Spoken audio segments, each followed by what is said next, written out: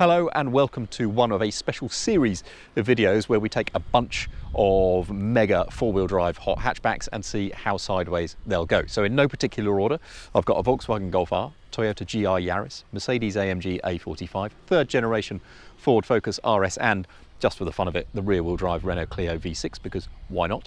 And I want to answer one incredibly simple but absolutely vital question: will it drift?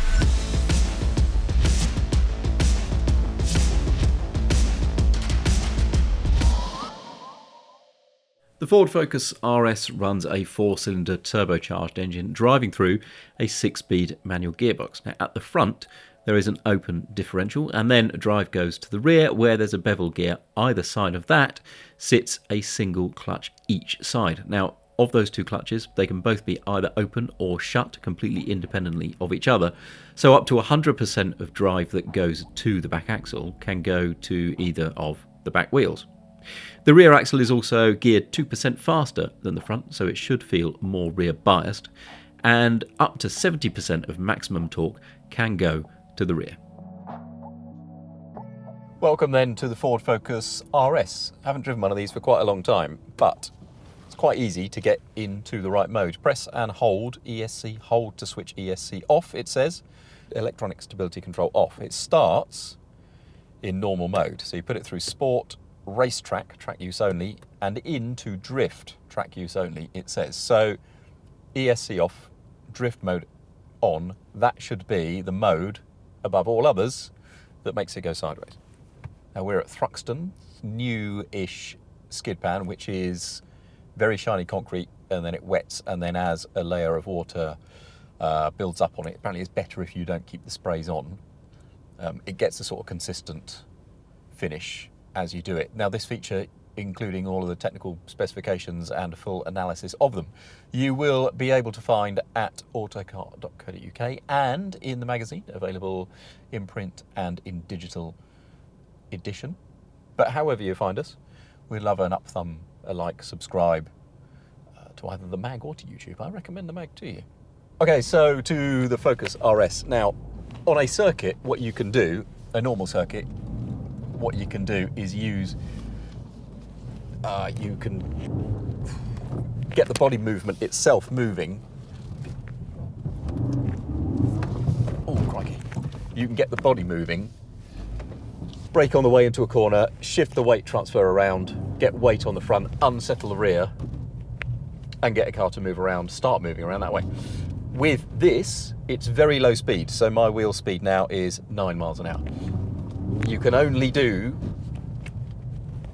the sideways stuff by actually what the powertrain wants to do. So from that point of view, it's quite a pure test of powertrain. So if you have a front engine rear wheel drive car on here, it will go sideways because the rear wheels go, and that will be the end of it. With these four-wheel drive cars, this is a real test of whether their powertrains are able to push them properly sideways or not. So I've put a bit of bar on there just to get it going. I know, I'm just going and going. That's how low speed this stuff is. Wheel speed of 30 miles an hour, and I'm just going sideways. Right, let's try a different direction. Okay, so yes, yes, yes. And then it grips up a little bit and it stops. But for a moment there, you can just get it going. And however much these clutches want to put power to the back and however much it wants to overspeed the rear, as soon as you get any power going to the fronts, just washes out forwards.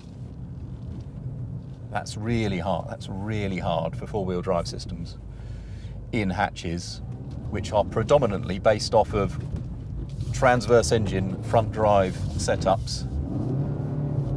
There we go. So for a minute it went, and then as soon as a bit of power went back to the front, it started to push on again. Oh, just hit a little dry patch there. That's annoying. It was just setting up then, wasn't it?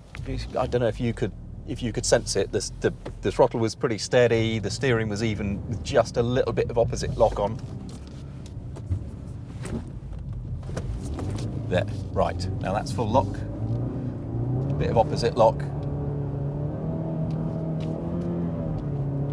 But yes, there, once you get it set up, if you can get it set up, the handbrake in this is not that strong. And now look, it's just washing away. You have to just get it in the sweet spot, and if you don't,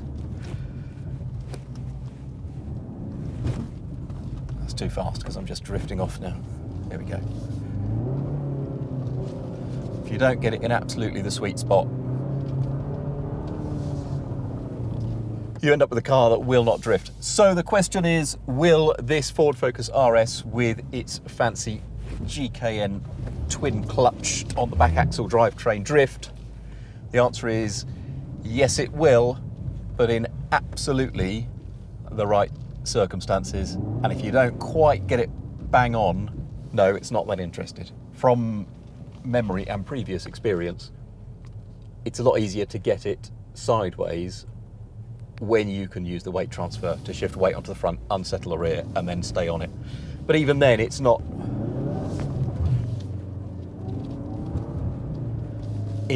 a rear drive drift machine despite its drift mode. Now, stay tuned to the channel for other videos in this series starring the other cars up to and including Renault Clio V6, which I suspect will be a rather different matter. Thanks for joining us. Don't forget to like and subscribe, give us an up thumb.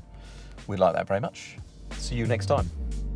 If you've liked this, consider giving us an up thumb, and with a subscription to the channel, you will never miss any of our news, reviews or features, including the next time we ask, will it drift?